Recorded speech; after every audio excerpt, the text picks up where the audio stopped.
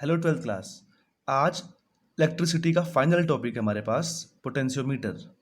और देखिए, पोटेंशियोमीटर हमको तब समझ आएगा जब हमको इससे पहले के टॉपिक्स क्लियर होंगे, जैसे किरचॉफ लॉ हो गया, जैसे व्हीटसन ब्रिज हो गया, मीटर ब्रिज हो गया। तब जाके हमको पोटेंशियोमीटर समझ आएगा। और देखिए, पोटेंशियोमीटर बहुत हॉट टॉपिक होता है।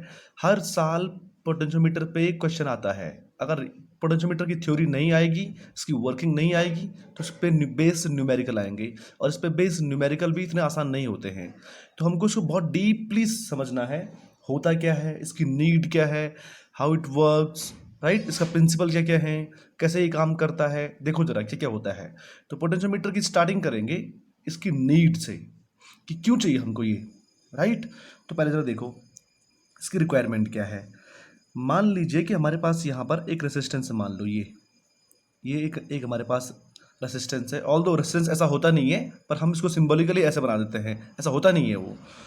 देखो मान लो ये रेसिस्टेंस, मान लो कि हमारा है 10 ओम का, 10 ओम। और इस रेसिस्टेंस में मान लो कि एक करंट फ्लो हो रही है 2 एम्पेयर की करंट। तो आपको पता है कि यहाँ भी कितनी आ रही होगी, यहाँ भी 2 एम्पेयर की आ रही होगी, है कि नहीं है। तो रेसिस्टेंस, अगर मैं आपसे बोलूँ कि इस रेसिस्टेंस के अक्रॉस कितना कितना वोल्टेज है, कितना पोटेंशियल ड्रॉप है, कितना पोटेंशियल है इस रेसिस्टेंस के अक्रॉस, तो हम क्या करेंगे, हमको पता है क्या होता है, V is equal to I R होता है। तो V is equal to 2 into R कितना है 10 ओम, तो V इज इक्वल टू कितना हो जाएगा 20 वोल्ट हो जाएगा। इतना ये हमको दे रही है कौन, मैथ्स। लेकिन हम हर बार कैलकुलेशन नहीं करेंगे, हमारे पास एक ऐसी डिवाइस होनी चाहिए जो इसको हमको रीड करके दे। जैसे अगर मुझे मुझे इस 10 ओम के अक्रॉस अगर मुझे वोल्टेज फाइंड करना है, तो मैं इस पर ऐसे लेके जाऊं और यहाँ मुझे रीडिंग, एक मैं यहाँ लेके जाऊँ, एक मैं यहाँ लेके आऊँ, यानी किसी भी दो पॉइंट के बीच अगर मुझे पोटेंशियल की वैल्यू चाहिए, तो मैं उन दो पॉइंट पे इनको लगाऊं, इन पिन को लगाऊं और मुझे वो रीडिंग मिल जाए। हाँ है ना। और ऐसी डिवाइस हमारे पास होती है, कौन होती है, वोल्ट मीटर। तो वोल्ट मीटर को हम ऐसे अक्रॉस ऐसे लगा देते हैं इस तरीके से, और यहाँ हमारा हो जाएगा ये वोल्ट मीटर, और वोल्ट मीटर हमको रीडिंग दिखा देगा। अब सवाल ये है कि जब यहाँ पे से करंट आ रही होगी, तो according to Kirchhoff law current कुछ यहाँ भी जाएगी और कुछ करंट यहाँ भी आएगी, हाँ है ना। अगर मान लो यहाँ नीचे आई हमारी 0.5 एम्पियर, 0.5 एम्पियर, और अब हमारी ऊपर गई कितनी 1.5 एम्पियर, क्योंकि दोनों का सम कितना होना चाहिए 2 एम्पियर होना चाहिए। तो अब जो वोल्ट मीटर मुझे दिखाएगा, वोल्ट मीटर ये तो मेरी क्या हो रही है, ये तो मुझे दिखा रहा है मैथ्स। अब वोल्ट मीटर मुझे रीडिंग देगा, वोल्ट मीटर, वोल्ट मीटर क्या देगा रीडिंग, देखो वोल्ट मीटर क्या बोलेगा कि इसमें से करंट कितनी गई 1.5, कितना है ये 10 ओम का रेसिस्टेंस। तो वोल्ट मीटर के हिसाब से कितना आ रहा है, V is equal to again I R, और V is equal to 1.5 into 10, और V इज इक्वल टू कितना आ रहा है 15 वोल्ट। पर क्या ये 15 वोल्ट एग्जैक्ट रीडिंग है, एग्जैक्ट तो नहीं है, क्योंकि एग्जैक्ट कितनी थी 20 वोल्ट थी। लेकिन जब मैं वोल्ट मीटर से नापने गया तो उसने मुझे क्या दिखाया 15 वोल्ट दिखाया। क्यों, क्योंकि कुछ करंट कहाँ से आ गई है, यहाँ से आ गई, तभी तो वोल्ट मीटर चलेगा। देखो वोल्ट मीटर के चलने के लिए क्या चाहिए, करंट चाहिए। अगर यहाँ से करंट जाएगी तो वोल्ट मीटर हमको कुछ दिखाएगा, राइट। अब जब यहाँ से करंट नहीं आएगी तो वोल्ट मीटर कहाँ से दिखाएगा, यानी कि वोल्ट मीटर नहीं चल रहा है। मैंने एक और वोल्ट मीटर लाया, दूसरा वोल्ट मीटर मैं लेके आया, उसने मुझे क्या दिखाया, V इज इक्वल टू, उसने यहाँ करंट ली 1.1 एम्पियर, और यहाँ पर से भेजी 1.9 एम्पियर। इसने तो कितने ली थी अपने काम करने के लिए 0.5 एम्पियर। अब ये दूसरा जो मैं वोल्ट मीटर लेके आ रहा हूँ, ये ले रहा कितनी 0.1 एम्पियर, और ऊपर से अब कितनी जाएगी 1.9 एम्पियर। पहले वाले ने 1.5 को ऊपर भेजा था, 0.5 को नीचे ले आया था। लेकिन जो ये ग्रीन वाले की जो मैं बात कर रहा हूँ, अगर मैं इसको अप्लाई कर दूँ, तो ये क्या कर रहा है, ये 0.1 एम्पियर तो यहाँ लेके आ रहा है, और 1.9 को ऊपर से भेज रहा है। तो ये मुझे कितना देगा, again V is equal to I R, I कितना है 1.9 जा रही है रेसिस्टेंस से, इंटू आर कितना है 10 ओम, तो V इज इक्वल टू कितना मिलेगा मुझे 19 वोल्ट। क्या ये एग्जैक्ट रीडिंग है, एग्जैक्ट तो ये भी नहीं है, पर इससे एग्जैक्ट ये है। और एग्जैक्ट कितनी है 20 वोल्ट, जो हमको मैथ दे रही है कि 20 वोल्ट इस रेजिस्टेंस के अक्रॉस पोटेंशियल है, पोटेंशियल ड्रॉप है या वोल्टेज है। जबकि जब वोल्ट मीटर जो डिवाइस मेरे पास है उससे अगर मैं नापने जा रहा हूं तो वो सही नहीं दिखा रहा है, वो उससे कुछ कम दिखा रहा है। यानी एक चीज तो पक्का हो रहा है, अगर मैं इस वोल्ट मीटर को इतना अच्छा बनाऊं लेकिन तब भी ये कुछ करंट लेगा पक्का, तभी तो ये चलेगा, तभी तो वोल्ट मीटर चलेगा। वोल्ट मीटर देखो, वोल्ट मीटर के चलने के लिए क्या चाहिए? करंट चाहिए, और करंट तो ये यही चलेगा इस 2 एम्पियर से, राइट। सो देखो, इसमें हमको एक चीज मिल रही है, voltmeter can not gives the correct reading. Correct reading कभी नहीं देगा, because it takes some current for its own operation, for its own working. ये बात आपको समझ आ रही है? वोल्ट मीटर बहुत इजी है यूज करना। इजी क्यों है? क्योंकि हमारे पास इतना इतना सामान होता है हमारे पास, एक पिन यहाँ से लाओ, एक पिन यहाँ पे लाओ, ऐसे लगा दो, वो हमको रीडिंग देगा। लेकिन वो रीडिंग एग्जैक्ट होगी? आंसर नो, एग्जैक्ट नहीं होगी। लेकिन वो आसान है यूज करना, पर एग्जैक्ट करेक्ट तो नहीं है। सो एक क्वेश्चन देखो तुरंत, volt meter is a very convenient device but not correct, not sensitive. मैं क्या बोल रहा हूं? कन्वीनियंट, इजी है यूज करना, बट ये करेक्ट नहीं है। तो हमको एक ऐसी डिवाइस चाहिए जो हमको वोल्टेज की एग्जैक्ट वैल्यू दे। क्या दे? एग्जैक्ट की एग्जैक्ट वैल्यू दे हमको। अब वो डिवाइस कौन है? पोटेंशियोमीटर। तो पहली चीज जरा देखिए, पहले तो हम इसको यहां पर नोट कर लेंगे कि voltmeter, since voltmeter takes some current for its own working, for its own working, that's why it gives lesser reading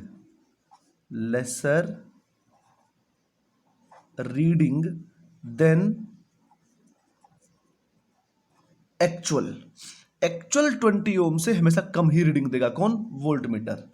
so it is not a sensitive device, therefore it is not a sensitive device. देखिए, convenient है, आसान है इसको use करना, बहुत आसान। एक छोटा सा होता है, हम इसको अपने जेब में आराम से रख सकते हैं, पर एक्चुअल रीडिंग नहीं देगा। So we required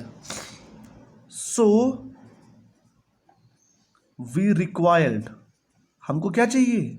We required a device। ये बहुत अच्छा है, जरा ध्यान से आप लोग देखेंगे तो। So we required a device which works on zero current, zero current. क्यों जीरो करंट? क्योंकि अगर वो डिवाइस भी करंट लेगी तो फिर से सेम प्रॉब्लम हमारे पास आ जाएगी। हमको एक ऐसी डिवाइस चाहिए जो वोल्ट मीटर के नापते समय जीरो करंट पे काम करे। किस पे?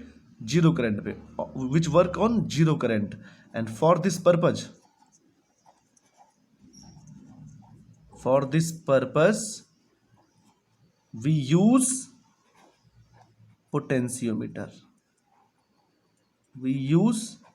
potentiometer. So this is the need, this is the requirement of potentiometer, right? अब चलते हैं one by one. Next, that what is the introduction? Potentiometer का इंट्रोडक्शन। तो इंट्रो क्या होगा? हम इंट्रो में लिखेंगे, मैंने बोला है आपको, जो भी किसी डिवाइस का काम होता है वो उसका इंट्रोडक्शन हो जाता है। सो इंट्रो में क्या होगा? फर्स्ट पार्ट, ए डिवाइस, हम बहुत आराम से चल रहे हैं। A device which measures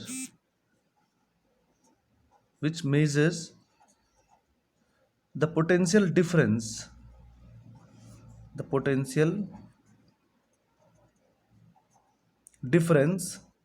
at zero current. और एक मजेदार बात मैं आपको बता दूं, हमारे पास एक फॉर्मूला होता था, कौन? That E is equal to V plus IR। और अगर मुझे बताइए, अगर करंट जीरो होगी, which work at zero current, if current is zero then voltage equal to EMF, voltage is equal to EMF। और मैं इसी को एक और चीज बोल रहा हूं, देखो जरा, it is only device which measures the EMF. अब मैंने EMF क्यों बोला? क्योंकि करंट कितनी है? 0। तो उस कंडीशन में जो हमारा वोल्टेज होगा वही क्या होगा? EMF हो जाएगा, which measures the EMF of a cell, right? ये हो जाएगा इसका पहला पार्ट, इंट्रोडक्शन का फर्स्ट पार्ट। इंट्रोडक्शन का सेकंड पार्ट क्या हो जाएगा? ए डिवाइस एक और काम करता है, ये बहुत अच्छा काम। A device which measures the internal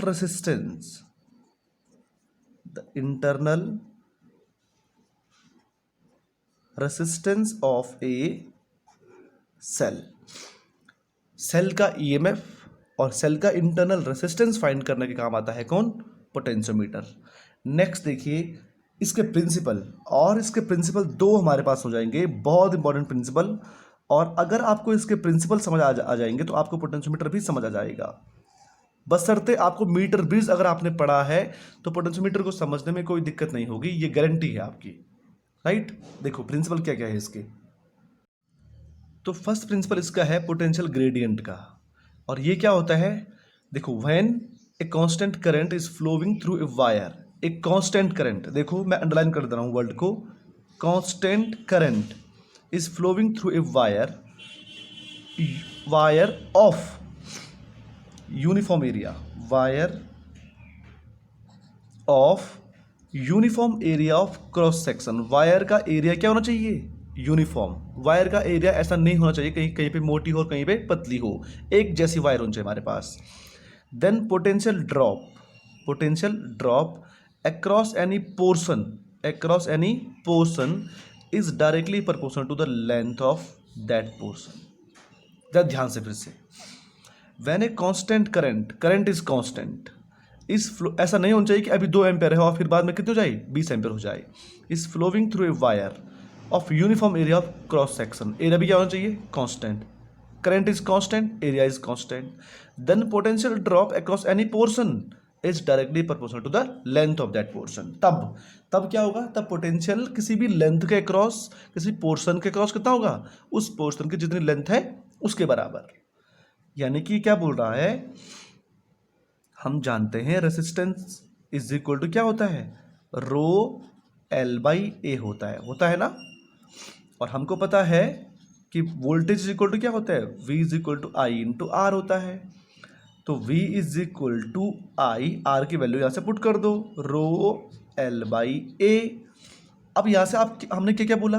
when a constant current को हमने कर दिया कांस्टेंट, तो आई तो हो गया हमारा constant. Is flowing through a wire of uniform area is also constant, I is constant, area is constant, rho is what?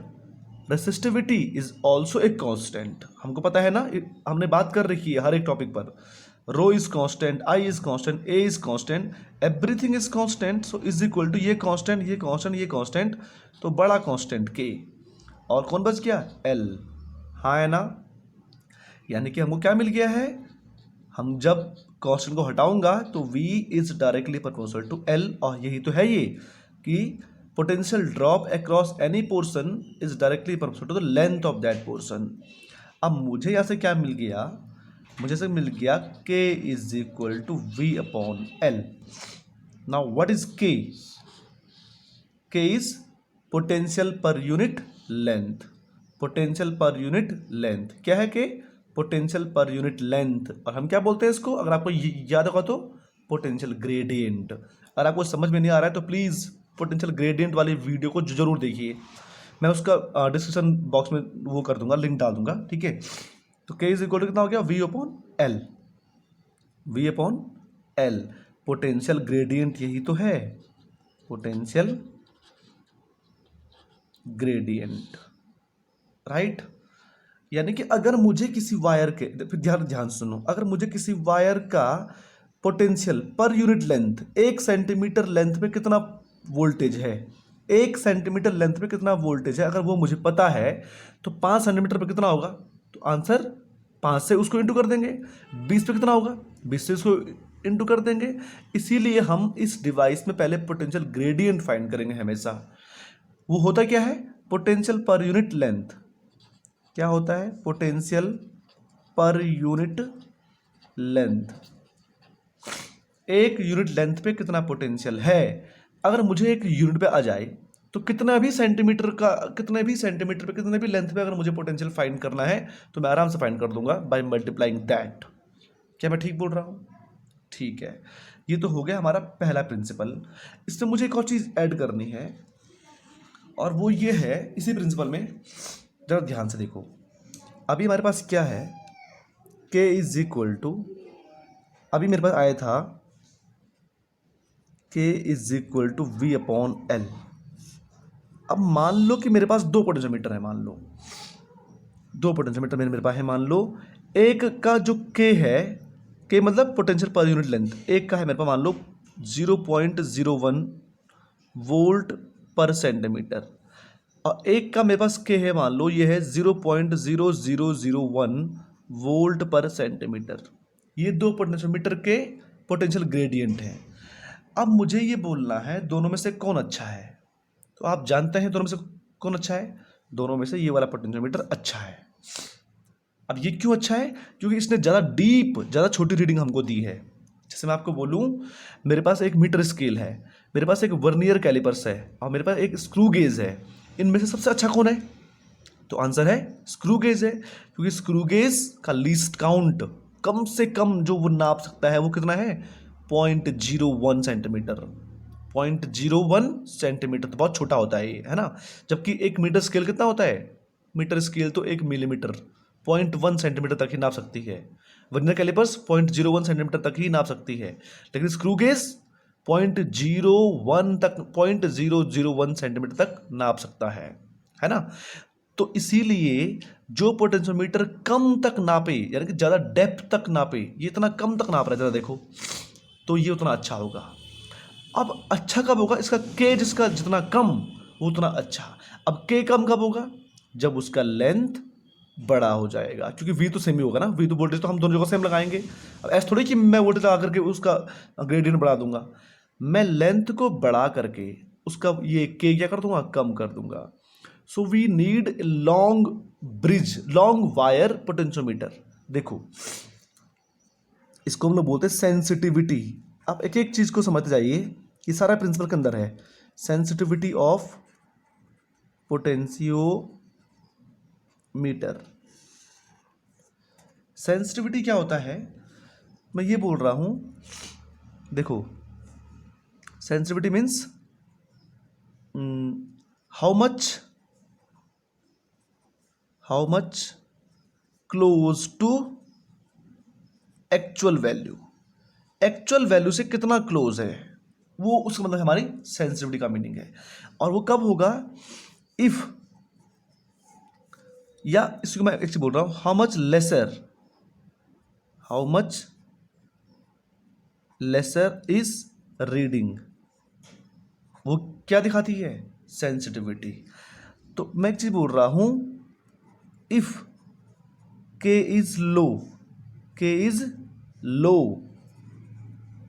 then sensitivity is higher, and for this, किसके लिए, for larger sensitivity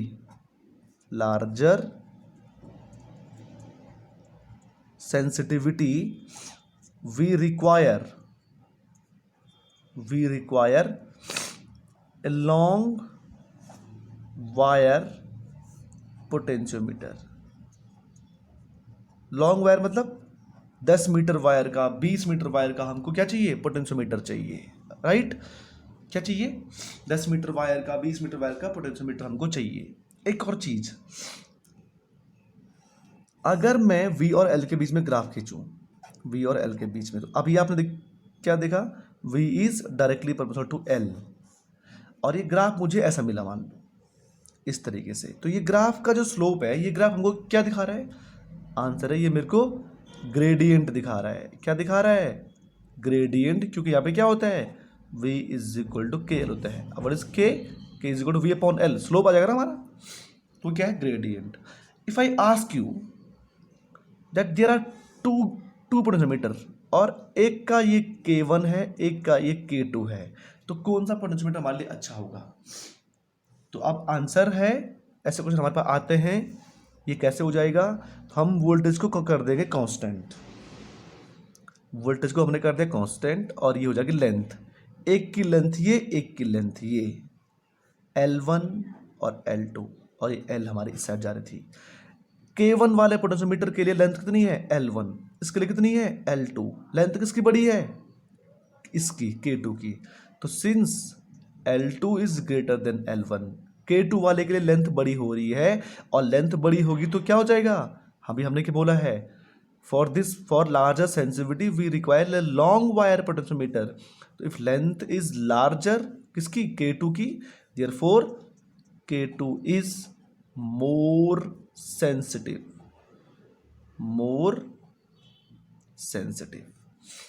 ठीक। तो ये इसका first principle. Second principal इसका है balancing length का,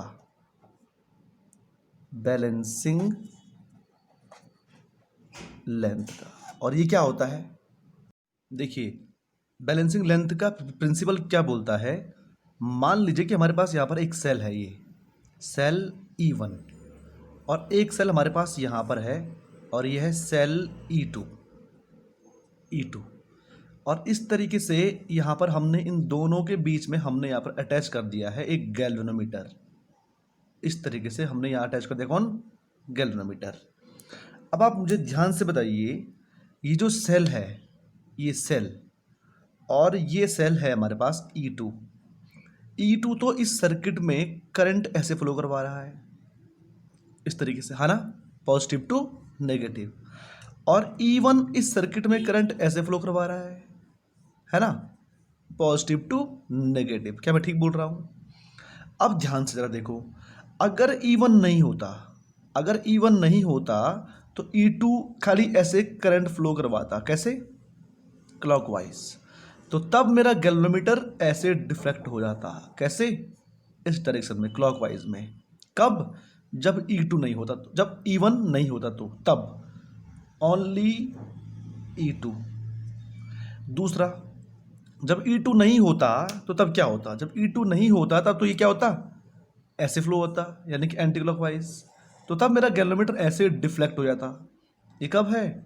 only E1। पर दोनों हैं, और अगर दोनों हैं तो तब क्या होगा? अब गैल्वेनोमीटर फंस गया कि गैल्वेनोमीटर ऐसा है, E1 बोल रहा तू यहाँ आ जा, E1 बोला तू ऐसे आ, E2 बोला तू ऐसे आ, तो गैल्वेनोमीटर कहाँ जाएगा? तो आंसर है जो बड़ा होगा गैल्वेनोमीटर वहाँ जाएगा। अब अगर मान लो E2 is greater than E1, अगर E2 बड़ा है E1 से तो कहाँ जाएगा? E2 बड़ा है ना E1 से, तो यहाँ जाएगा। और अगर E1 बड़ा है किससे? E2 से, तो कहाँ जाएगा? यहाँ जाएगा। यहाँ तक तो हमको समझ आता है। पर इनकेस अगर E1 बराबर E2 हो जाए, अगर इस सेल का और इस सेल का ई में हमारा सेम हो जाए, तो तब क्या होगा? तब गैल्वेनोमीटर कहीं नहीं जाएगा। उस कंडीशन में हमारा गैल्वेनोमीटर बीच में रहेगा, इस तरीके से। जब E1 बराबर E2 हो जाएगा तो तब ये दिखाएगा क्या? नल डिफ्लेक्शन, यानी कि क्या दिखाएगा? जीरो करंट दिखाएगा। और यही तो पॉइंट हमको ढूंढना पड़ता है। हमने बोला ना, potentiometer works on zero current, तो हमको पोटेंशियोमीटर में भी ऐसी एक कंडीशन लानी पड़ती है जब वहाँ पे क्या आए? डिफ्लेक्शन गैल्वेनोमीटर में जीरो आए, तो तब हम समझ जाएंगे कि क्या अब हो रहा है, अब ये बैलेंसिंग लेंथ वाला प्रिंसिपल हमारा काम करेगा, राइट। तो जब किसी सर्किट में दो सेल लगे हों तो गैल्वेनोमीटर दोनों के साइड जाएगा, लेकिन जो बड़ा होगा वहाँ जाएगा। इनकेस अगर दोनों सेम हैं तो galvanometer does not show any deflection, right. Next, इसका डिस्क्रिप्शन और इसका डायग्राम। अब देखिए इसका डिस्क्रिप्शन और इसका डायग्राम। तो पहली बात तो है कि हमको बहुत लंबी वायर चाहिए। क्यों चाहिए वायर? ताकि हमारी रीडिंग एक्यूरेट आए, मतलब सेंसिटिव हमारा पोटेंशियोमीटर हो। तो लंबी वायर यानी कि 10 मीटर। अब हमारी जो लैब होती है, लैब हमारी मुश्किल से 5-6 मीटर की होती है। तो 5-6 मीटर के कमरे में हम 10, 12, 20 मीटर की वायर को कैसे रखेंगे? तो आंसर है फोल्ड करके रखेंगे। तो वही काम हम यहाँ भी करते हैं। हम लेते हैं, मैं फिर से बोल रहा हूँ, मीटर ब्रिज आपको जरूर पढ़ना है इसके लिए, तब जाके आपको ये समझ आएगा। हमने एक लेना है वुडन बॉक्स, जैसे कि हमने मीटर ब्रिज में लिया था। ये कौन है? Wooden box. तो वन बाय वन हम अपनी चीज़ों को, ये एक्चुअली ऐसा होता है मतलब, लेकिन अपने न्यूमेरिकल के लिए हम कोई दूसरा ही चीज़ यूज़ करेंगे, दूसरा डायग्राम यूज़ करेंगे, राइट। ये कौन है? Wooden box. वुडन बॉक्स के जस्ट ऊपर यहाँ पर होती है एक मीटर स्केल, यहाँ ये मीटर स्केल है। और मीटर स्केल, ये हो गया हमारे मीटर स्केल, ये मीटर स्केल का हो गया 100, ये मीटर स्केल का हो गया 1 सेंटीमीटर, ये 10 सेंटीमीटर, इस तरीके से 20, 30, 40, 50, 60, 70, 80 और 90 सेंटीमीटर। ठीक हो गया। इसके जस्ट ऊपर से हम यहाँ पर, ये हमारी होगी एक कॉपर स्ट्रिप, और इस कॉपर स्ट्रिप को हमने यहाँ से यहाँ अटैच किया हुआ है एक वायर के साथ। ये रही कॉपर स्ट्रिप एक और ये वायर हमारी होती है मैंगनीन की। किसकी होती है? Manganin wire. मैंगनीन का यूज़ क्यों किया हुआ है, ये बात मीटर ब्रिज वाले टॉपिक में हो चुकी है। क्योंकि मैंगनीन, ये क्या है? कॉपर स्ट्रिप, कॉपर की स्ट्रिप। कॉपर की स्ट्रिप का यूज़ क्यों किया हुआ है, ये बात भी मीटर ब्रिज वाले टॉपिक में हो चुकी है, मैं इसलिए बोल रहा हूँ। अब चूंकि ये वायर जो हुई हमारी मैंगनीन की, ये इस बार तो खाली हमारी कितनी हुई? 100 सेंटीमीटर की हुई, 1 मीटर की हुई। हमको क्योंकि लंबी वायर चाहिए, इसलिए हम इस वायर को फोल्ड कर देंगे इस बीच, इस तरीके से। तो 1 metre, 2 metre, 3 metre, 4 metre, 5 metre, इस तरीके से। जितना लंबी वायर होगी उतना सेंसिटिव हमारा पोटेंशियोमीटर होगा। ये कौन है? Copper strip. तो कॉपर स्ट्रिप को मैंने थोड़ा सा ऐसे इस तरीके से किया, और अब मैं यहाँ से एक और वायर को यहाँ लेके आ रहा हूँ। किस चीज़ की वायर है ये भी मैंगनीन की वायर है, सेम वायर मैंगनीन की, इस तरीके। फिर मैंने यहाँ को लगा दिया है कॉपर स्ट्रिप, और फिर मैंने एक तार को फिर इस तरह से यहाँ फोल्ड कर दिया है, और फिर यहाँ को लगा दिया है कनेक्शन के लिए कॉपर स्ट्रिप। फिर इस कॉपर स्ट्रिप से मैंने एक और वायर को यहाँ फोल्ड कर दिया है इस तरीके से। तो कितनी वायर का हो गया ये? 4 वायर का। फिर से जितना लंबा होगा उतना सेंसिटिव हमारा होगा। फिर से ये हमारी कॉपर स्ट्रिप हो गई है। Copper is a good conductor, तो ये किसी भी रेसिस्टेंस इसका 0 हो जाएगा, तो इसलिए हम इसका यूज़ कर रहे हैं। थिक कॉपर स्ट्रिप का यूज़ क्यों कर रहे हैं? मोटी है ताकि रेसिस्टेंस और कम हो जाए, इस तरीके से। और मैं इसको यहाँ पे एंड कर दे रहा हूँ। इतनी लंबी हमारी वायर है, कितनी मीटर की है? 1, 2, 3, 4, 5 एंड 6 मीटर, 600 मीटर, 600 सेंटीमीटर की है। अब स्टार्टिंग एंड को, यहाँ पर जो मेरा एंड था, इस एंड को मैं बोल रहा हूँ ए एंड, और फाइनल एंड को मैं बोल रहा हूँ मान लो बी एंड। ठीक है। अब हमने करने कनेक्शन, क्या करने हैं? कनेक्शन। तो पहले हमने करना है, देखिए बी एंड को मैं यहाँ से ले जा रहा हूँ ऊपर, और बी एंड पे मैंने यहाँ पे लगाना है, पहले तो मैंने यहाँ पे लगाना है एक रियोस्टेट। क्या लगा देना है? रियोस्टेट। तो रियोस्टेट आप पूछ सकते हैं कि रियोस्टेट क्यों लगाना है? क्योंकि अगर सर्किट में हमारी करंट चेंज हो रही है तो रियोस्टेट को हम वेरी करेंगे, तो फिर से हम करंट को कांस्टेंट कर लेंगे, क्योंकि हमारा प्रिंसिपल क्या है? करंट कांस्टेंट होनी चाहिए। यहाँ हम लगा देंगे एमीटर। हमको ये भी देखना है कि करंट हमारी कहीं बड़ी तो नहीं है। फिर हमने यहाँ लगाना है बैटरी।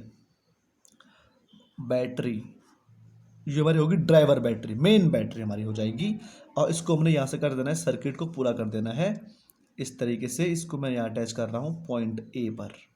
ये कौन है? Rheostat RH battery, V volt की बैटरी V।